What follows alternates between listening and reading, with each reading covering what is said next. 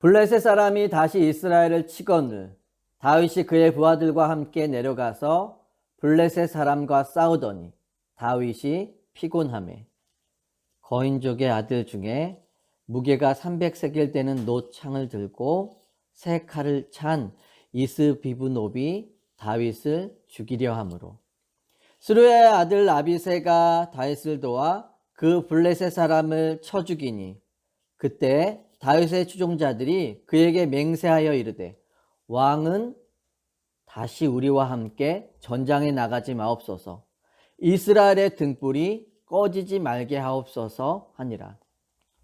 그 후에 다시 블레셋 사람과 곱에서 전쟁할 때 후사 사람 십북에는 거인족의 아들 중에 삽을 쳐 죽였고 또다시 블레셋 사람과 곱에서 전쟁할 때 베들레헴 사람 야레오르김의 아들 엘하나는 가드 골리앗의 아우 나으미를 죽였는데 그 자의 창자르는 배틀채 같았더라. 또 가드에서 전쟁할 때 그곳에 키가 큰 자 하나는 손가락과 발가락이 각기 6개씩 모두 24개가 있는데 그도 거인족의 소생이라.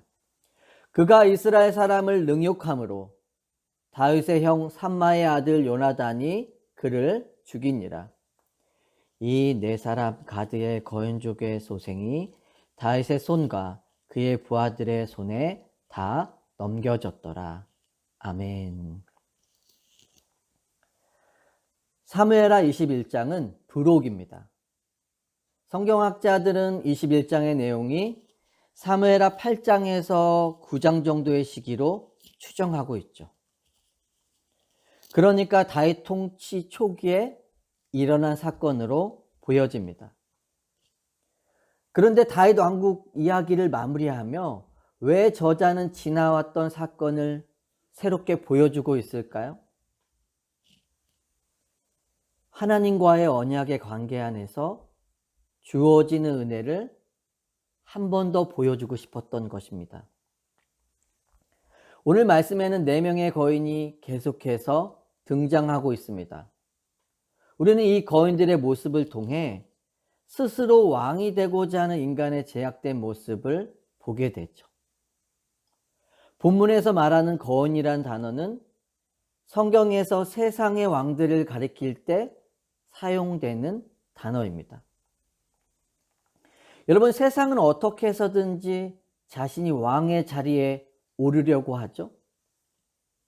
그 자리에 오르면 모든 것을 얻고 누리며 행복할 수 있다고 생각하기 때문입니다. 사실 우리에게도 이 싸움이 끊이지 않죠.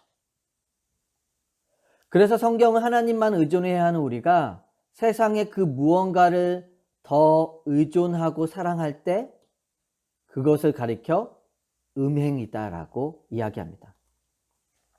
육체적 음행도 심각하지만 우리에게 더 무서운 것이 있다면 영적인 음행이죠.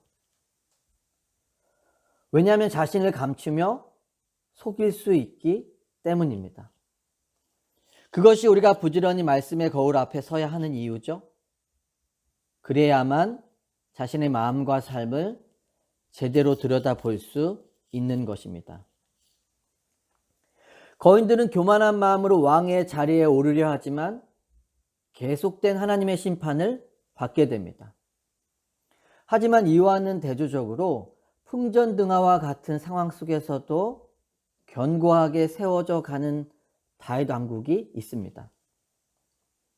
세상의 힘이 아무리 강력하다 해도 하나님의 언약으로 세워진 나라를 누구도 무너뜨릴 수 없음을 보게 되죠.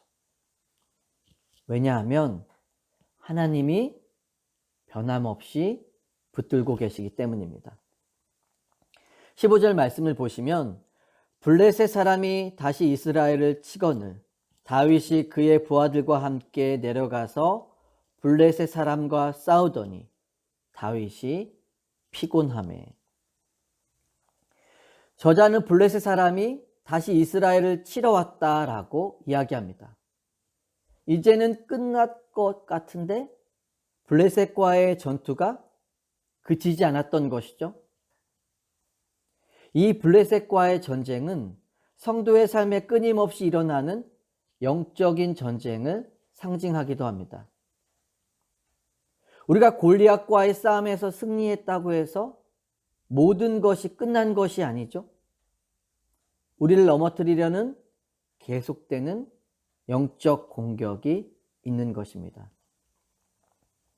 그래서 베드로는 그의 서신서에서 근신하라, 깨어라, 너희 대적 마귀가 우는 사자와 같이 두루다니며 삼킬 자를 찾는다라고 이야기하죠. 자, 그런데 또다시 찾아온 블레셋의 공격 앞에 다윗은 지금 어떤 상태인가요? 저자는 다윗이 피곤한 상태다라고 말합니다. 그가 계속된 싸움에서 온 피로감인지 아니면 어떤 연약함인지는 정확히 알 수 없습니다. 하지만 우리는 다윗의 모습 속에서 나의 실존을 깨닫게 되죠. 16절을 보시면 지쳐있는 다윗에게 위기의 상황이 찾아옵니다. 거인족의 아들 중에 무게가 300세겔 되는 노창을 들고 새 칼을 찬 이스비브노비 다윗을 죽이려 하므로 거인은 다윗을 죽이기 위해 서 있습니다.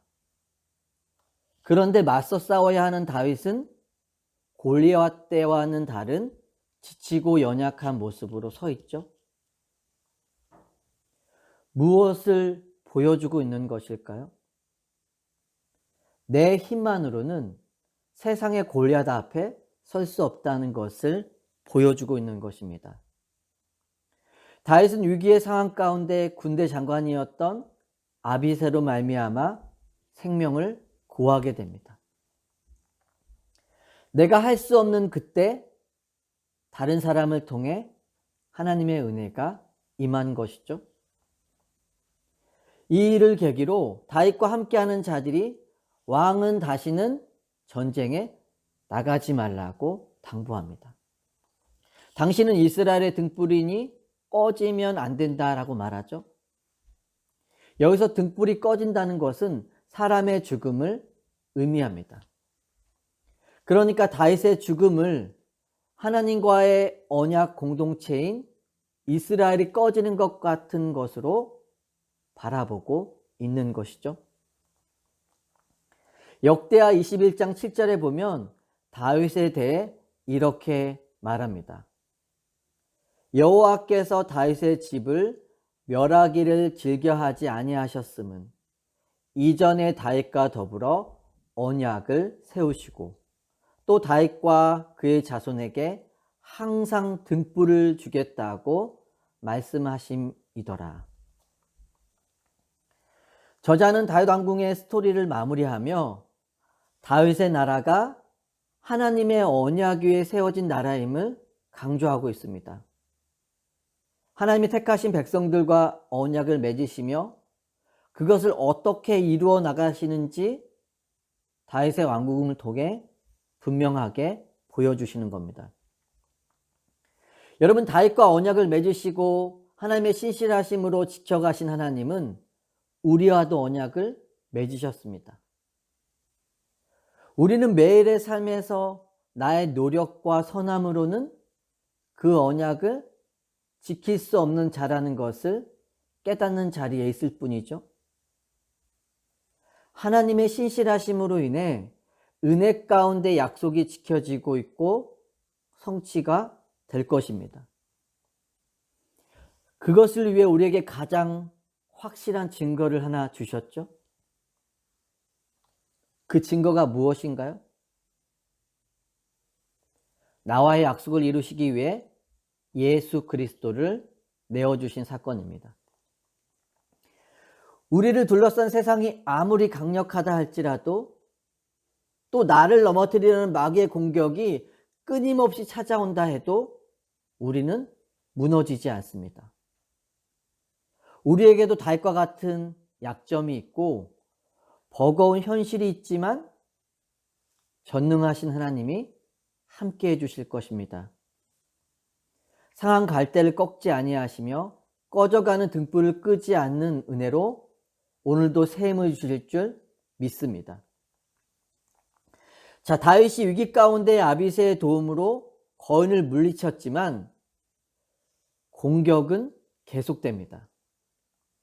그런데 이 본문에서 주목해 보아야 할 것은 다윗이 홀로 거인들을 상대하지 않는다는 것이죠.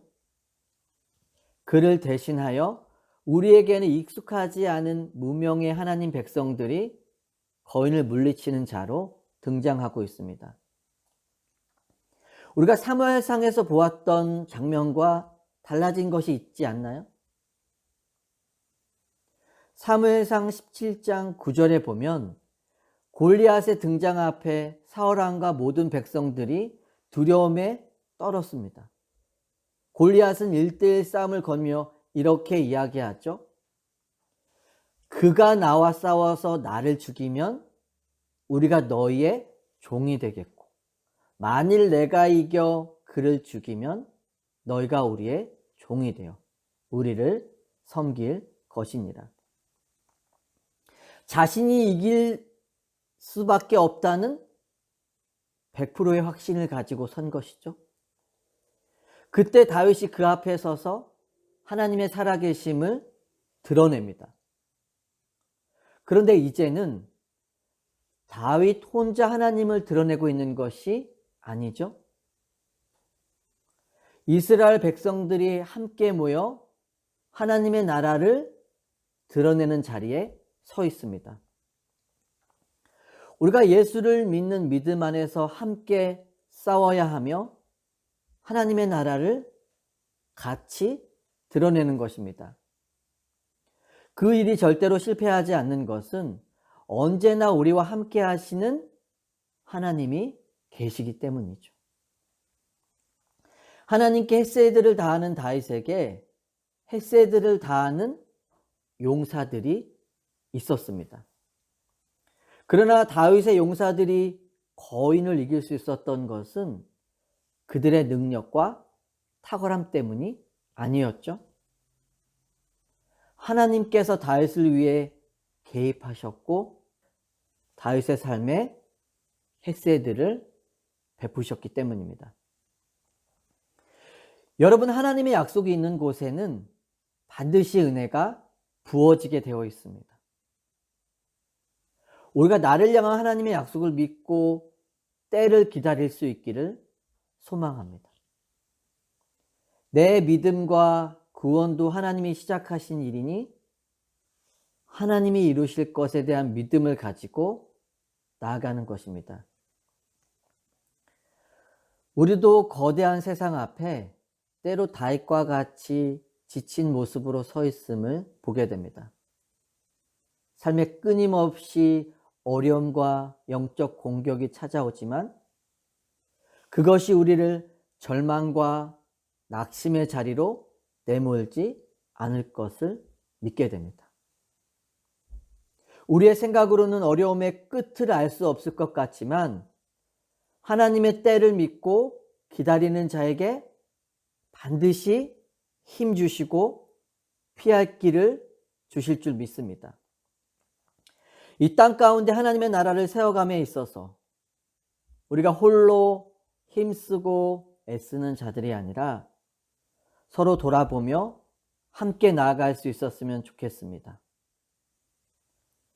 여러분, 하나님은 나를 통해서도 일하시지만 우리를 통해 일하시는 분임을 기억하며 함께 하나님의 뜻을 이루어 나가는 은혜가 있기를 소망합니다.